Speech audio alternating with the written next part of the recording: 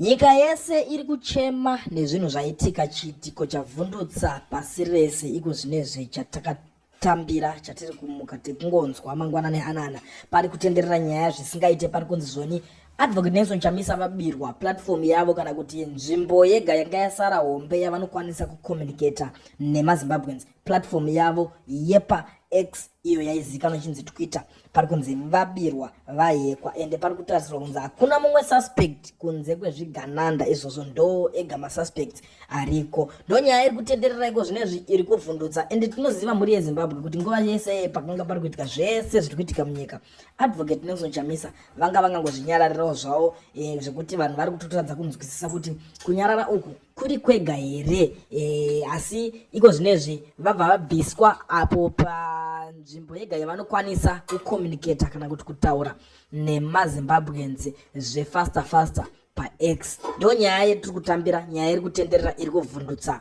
zvakanyanya iri kuitika iko zvinezvi pamasocial media ndo nyaya iri mudariro nhasi yamakateerera kudai so ndiyo nyaya version yacho patinokupai maupdates nyaya zvinhu zvakasiyana siyana zvinenge zvichiitika kana uchingosvika pana pakarike kutanga iri first time yako zvakakosha ugare wasubscriber wojoina this family muri yepano YouTube ino patinoramba tichingouya nenyaya dzese dzinongoitika kuitirawo kuti imimi vacho musajambwe nenyaya musabvume kusarira saka ndo nyaya yacho ndangoti ndingobata ndingogara ndamhanya nayo ndisifambise shoko nguva ichiripo musati majambwa kune vanenge vainewo chekuchema kana kuti vane zvekutaura tine nhamba dzatichapota tichiisa pascreen kuitira kuti mugokwanisawo kutaura mavoices enyu muchitaurawo zvichemo kana kuti zvinhu zvamuri kuda kupopota zvamuri kuda kuti kutaura kuti regime iyoyi iriko ikwanise kunge ichizonzwisisa kana kuti ichizosangana nezvinhu izvozvizvi ndo nyaya ndauya nayo ndakakubatira nhasi regenze ndikusiyai makateerera zvekutaurawo mumwe wenyu uyo panapa pakaoma vedu vanhu vakatsamwa teererai munzwe muzondudzawo zvamuri kufunga ipapapo timu reZANU-PF vanofana kuziva ivo vanhu veZANU-PF ndo vakabata maresources nebhendi nezvese muZimbabwe ondiyo yakiri kurutangwa iyi nde-2000 ameno kuma 2020 something but unowanika achisimudza bepa ngebheji rinogona kususengewa nemi doesn't mean about my MP, the Triple C, my MP, the Pachamisa, my MP, the Abagita. But when I responsible, you could be a garbage. Ita korera mataona ita korera. Let's kids. Let's go to the Kasianatia. Basta anyone is not here.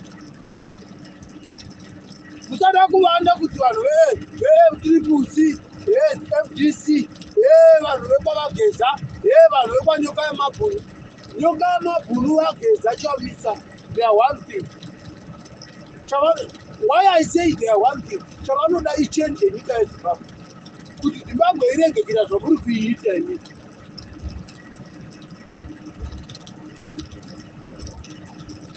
how much money did you give to the opposition?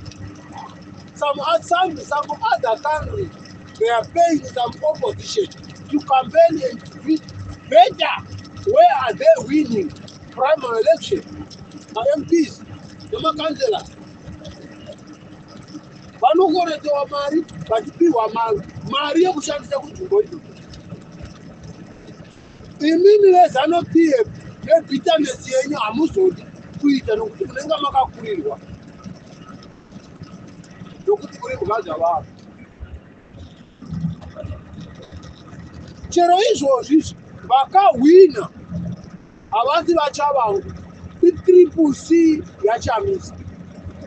That is only the people. They are winning the whole Zimbabwe, the whole MPs. 3/4 majority yama MPs yanga iri yaChamisa. And nokuda kwebitterness yenyu inini vanhu veZANU-PF hamugoni kubhadhara maopposition mari kuti vagone kubvisa kana kuita kugadzirisa infrastructure inodiwa kuti nyika iende mberi. Unotora mari yekuti kwavana chigwayo woona collection yemota dzema 2 million. 2 million, 3 Rolls Royce, 2 Mercedes Benz, and the other one, very expensive cars for one person, 2 billion US dollar. Munogona kutoishare mimi, pero 2 billion US dollar yakavaka road yebed bridge to Harare. And ikavaka 3/4 way road Chirezi to Harare. Mutare road yakavakwa namaChinese nokuda kwengoda. Yes, true. Saka imini party anyone who is out of here, you done your part to steal. To develop a country, you don't develop nothing. Kirizi mchango wakana kutara wasunga yuko. Kirizi mchango, unafana kutara wachanta njere, musoro hiza utara. Ulisekuru ningi bado ulisekuru ningi repesi. Penzi rate kuru, wawa kuru. They are not using a brain to think and to speak something, just to show the paper. Who wrote that paper? If you cannot be able to wrote that paper. Now you get bitterness. If you get, you lose the support in the primary election for the MP and councillor. You start to be worried. You lose. But to remove the garbage and the sewage and the water cleaning and the water pump, ibasa renyini. But mama pipeline them franama them nei ibasa ratanopi. Jimi mokatorama maka judiciary nema benki nema na masoja. Masoja ajo imbugada vanhu. Abuzizwa muneta.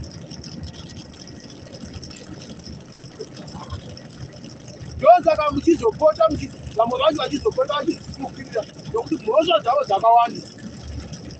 They are fucking stupid. Fucking nonsense.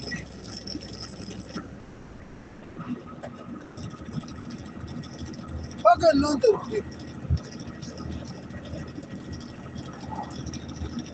Guys, musaenda zvamunofungana magaro, ukaenda munofungana musoro.